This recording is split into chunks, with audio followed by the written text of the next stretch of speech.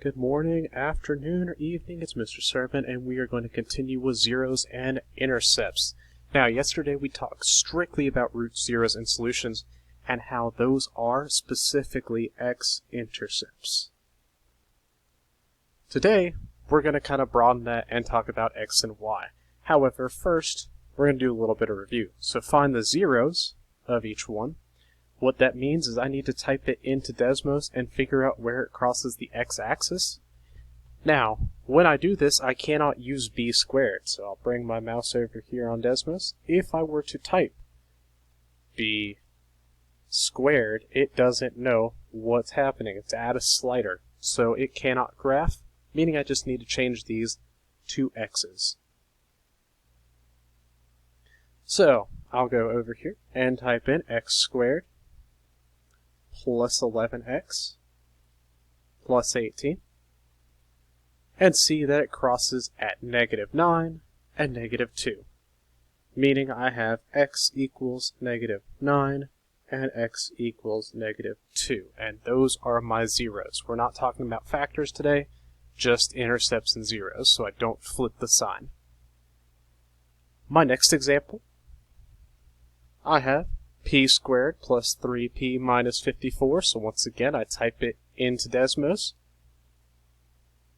but I used x instead, so I have x squared plus 3x minus 54, and I see it crosses at -9 and +6, so that means p equals -9, p equals +6.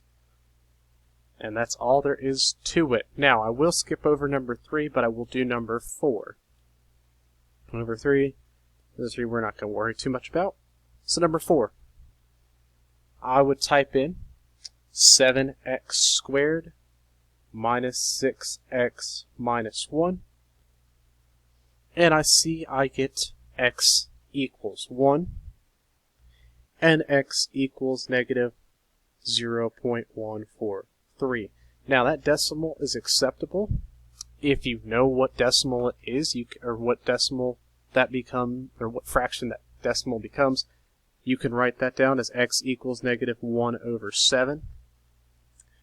But make sure you don't go over here and type in -0.143 and then click it, because it's going to give you 143/1000, and that's not it.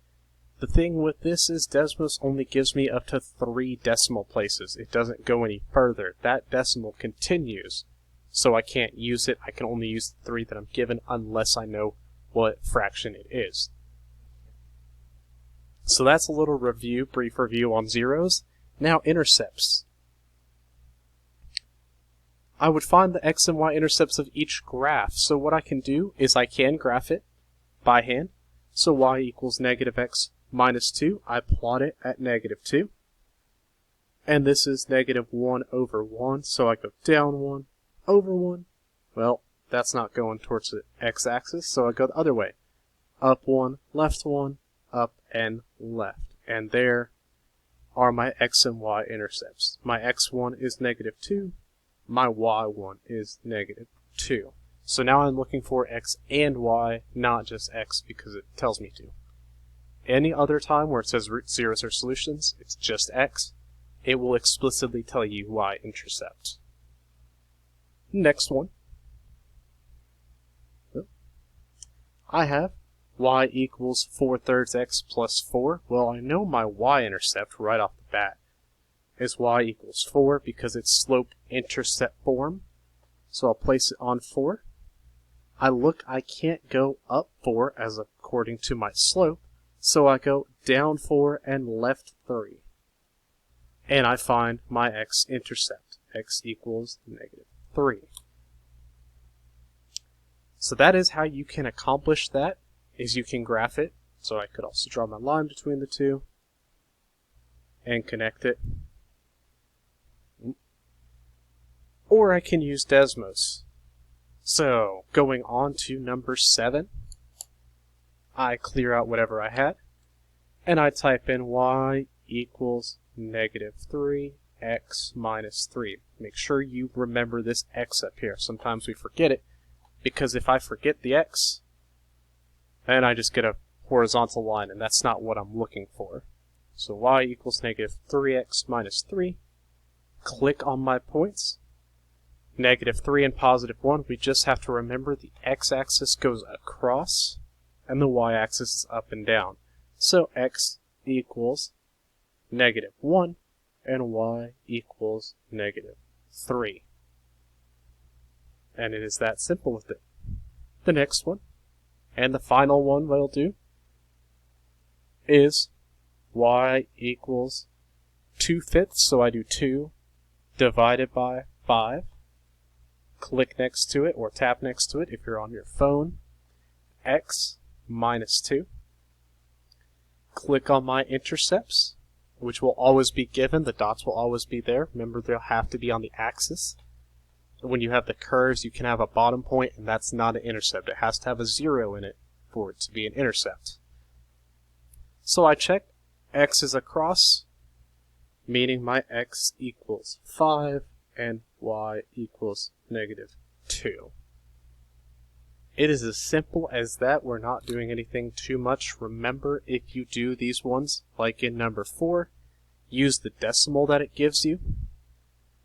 Your assignment is as follows. So it says zeros and intercepts notes. I forgot to change that, so it should say zeros and intercepts practice, as we just did notes. And you find the zeros, which means x-intercepts only. Don't find the y-intercept, just find the x ones. Because later, after you do those 8s, of which the first 4, 1, 2, 3, 4, don't have a leading coefficient, 5 through 8 you will probably get a decimal or 2. Then I go down, and now it says find x and y. So now I'm going to look for those 2 points by typing it in or graphing it.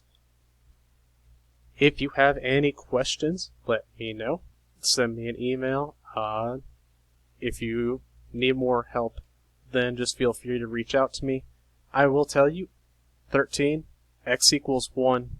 Well, that one is just x equals 1, because it is a vertical line through 1, and it doesn't cross the y-axis, so it doesn't have any y-intercepts.